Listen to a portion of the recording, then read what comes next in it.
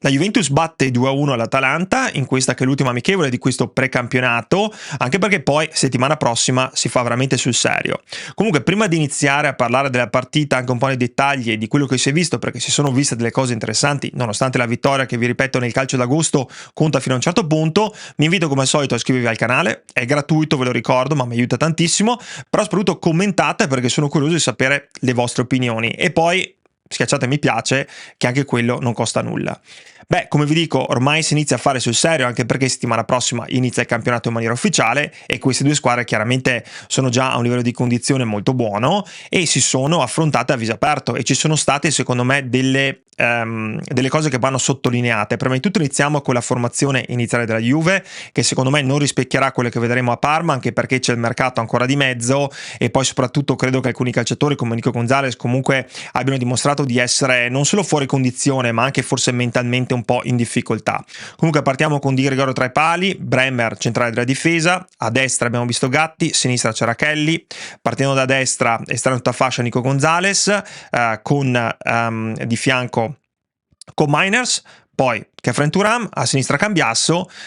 unica punta centrale Jonathan David e dietro di lui a sinistra il solito e magnifico Kenany Diz e a destra Chico Conceição. Ci sono delle indicazioni interessanti, la prima dal punto di vista difensivo, sì è chiaro che subiamo gol poi comunque al 90esimo, su una bellissima azione di Samardzic tra l'altro che insomma mette a sedere il difensore due volte in area e poi segna un bellissimo gol di pregevole fattura, però fino a quel momento la Juventus non aveva sofferto tantissimo all'Atalanta, soprattutto nel primo tempo, poi c'è stato un calo visibile, non so se fisico o mentale nel secondo tempo fino al momento dei cambi, però la Juventus aveva creato di più sicuramente dell'Atalanta. Bremer e il suo ritorno, Bremer oggi fa circa 80 minuti che è un segnale positivissimo per quanto riguarda l'inizio del campionato, ma come sempre fa giocare meglio chi gli sta attorno. Oggi Kelly ha giocato secondo me un'ottima partita, un paio di sbavature in un paio di situazioni, però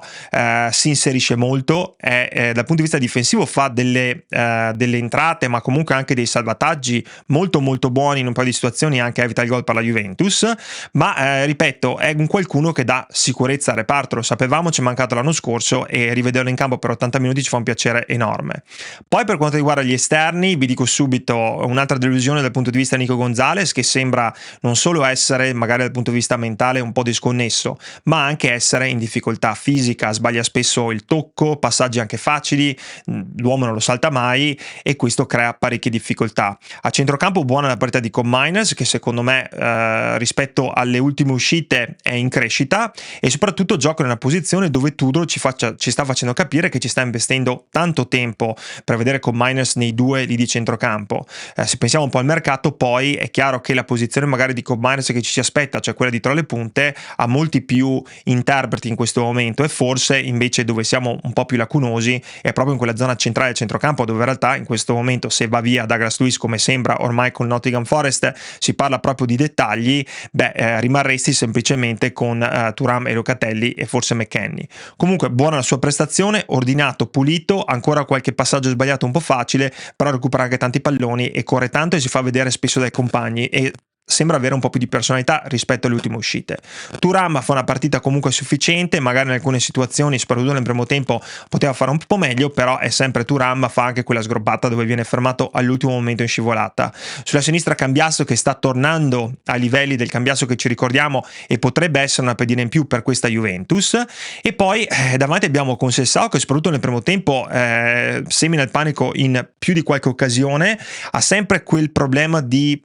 non fare l'ultimo passaggio o di non scaricare la palla al momento opportuno, però un Conceição secondo me che se in forma sbagliante come abbiamo visto oggi può diventare sotto la guida di Tudor un'arma veramente micidiale per la Juventus. Kenany Diz bene nel primo tempo, un po' magari a corto di ossigeno nel secondo, invece un po' appannato Jonathan David che fa delle cose molto buone e fa delle cose meno buone. Fa quel gol nel secondo tempo che è un gol di ottima fattura, proprio uno dei suoi come ci si aspetta, però anche con una rovesciata che non è sicuramente semplice, fino a quel momento un po' in difficoltà, nel senso alcuni poggi molto buoni, alcune palle un po' perse in maniera un po'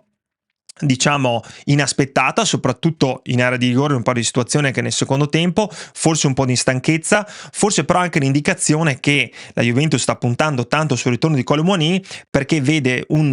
David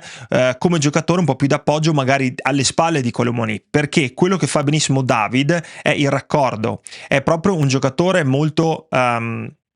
che aiuta tantissimo la squadra prima di tutto a salire da punto di riferimento, ma soprattutto gioca tanto con la squadra e si abbassa tantissimo. Abbiamo visto nel primo tempo come si è abbassato tanto andare a cercare il pallone, però dal punto di vista del fraseggio può essere ottimo, ed è chiaro che se avessi davanti un qualcuno come quello Muani che va molto in profondità invece molto nello spazio, potrebbe darci delle opportunità e delle opzioni in più. Nel primo tempo abbiamo giocato tanto dalla parte sinistra, perché secondo me ho capito che Kelly molto spesso ci fa un po' inviperire, però Kelly è un giocatore che a Tudor piace parecchio e potrebbe crescere in maniera molto interessante. Infatti, ripeto, se andiamo a vedere un po' le statistiche, nel primo tempo la Juve gioca tantissimo sulla sinistra con Kelly, poi Cambiasso, Thuram e Kenan Yildiz. Ci sono poi delle occasioni nel primo tempo molto buone. Kopp va vicinissimo al gol su quell'azione della sinistra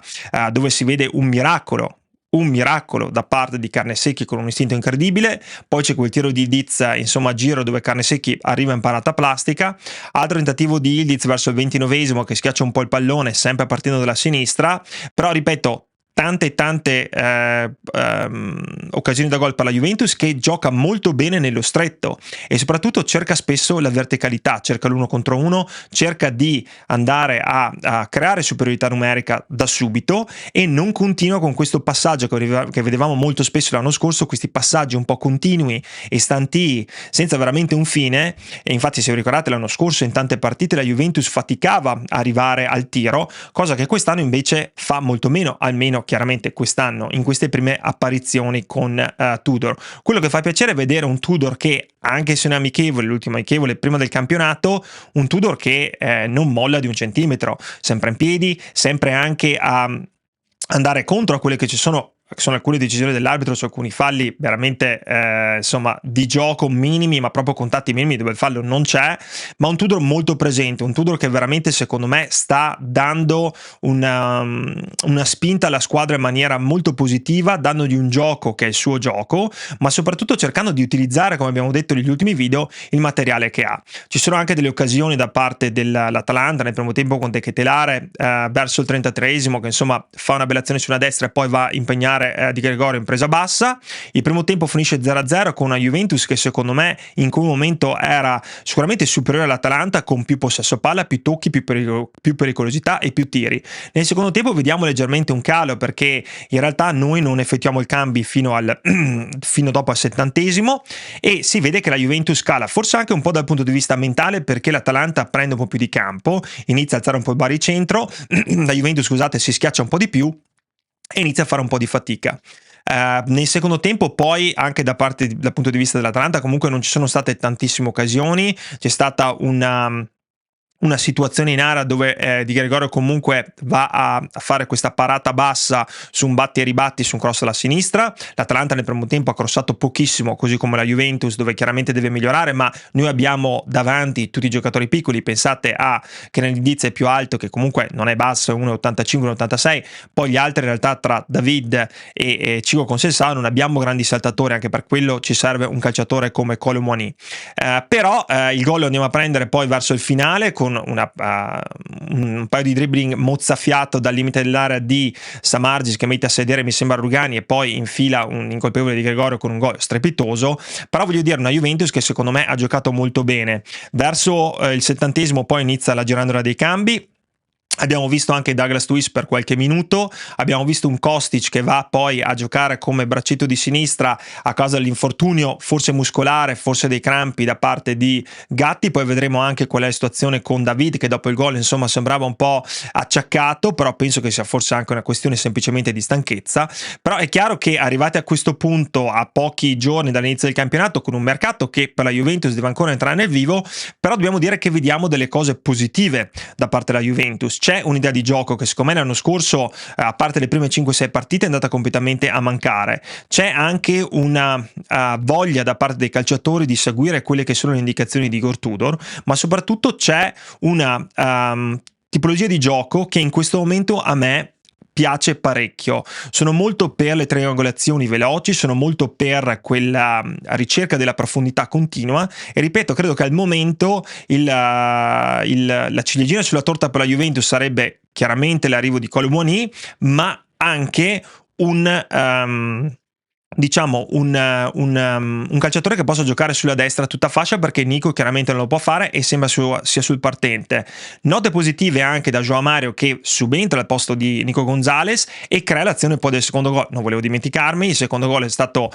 fatto con una pregevolazione di João Mario, che fa un'azione simile a quella che aveva fatto poi nella partita mi sembra contro il Borussia, dove si accentra con un dribbling molto interessante e poi va a scaricare pallone a tu per tu con il portiere, a Dusan Vlahovic, che non sbaglia. Quindi comunque vi ripeto, e lo dicevo sempre, l'ho detto anche nello scorso video, la differenza sta che comunque negli anni passati la Juventus non creava tante situazioni in cui poi l'attaccante si trovava a tu per tu con il portiere. Se nel primo gol c'è una bella azione di Thuram dalla sinistra con quel cross al secondo palo, sponda di Nico e rovesciata di Jonathan David, il secondo gol è più un gol dove João Mario fa un'azione personale ma poi va a mettere un pallone invece filtrante, dove Dusan Vlahovic stoppa bene il pallone anche pressato all'avversario alle spalle e poi fa un bel gol, un gol attaccante che ci si aspetta da lui. E credo che, ripeto, queste sono anche situazioni in cui nel futuro ci dobbiamo veramente aspettare una Juventus che vada più a cercare queste soluzioni in profondità,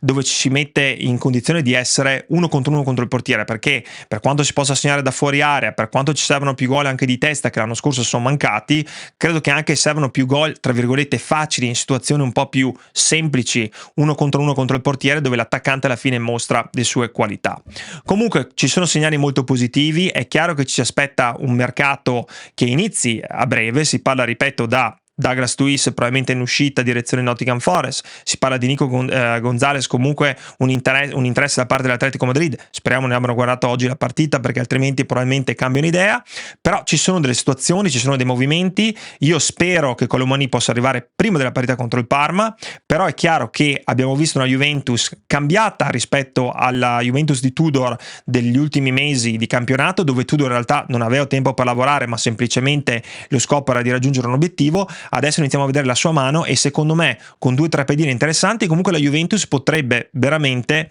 farci divertire come non ha fatto nel finale di stagione dell'anno scorso. Comunque ragazzi, non ci montiamo la testa, è sempre calcio d'agosto, tante cose devono ancora capitare nei prossimi mesi. Mi raccomando però, sempre forza Juventus, positivi, qualcosa succederà, qualcuno arriverà, qualcuno andrà via, l'importante è comunque che noi siamo sempre qui. Un abbraccio, ci sentiamo in questi giorni, sempre forza Juve. Ciao!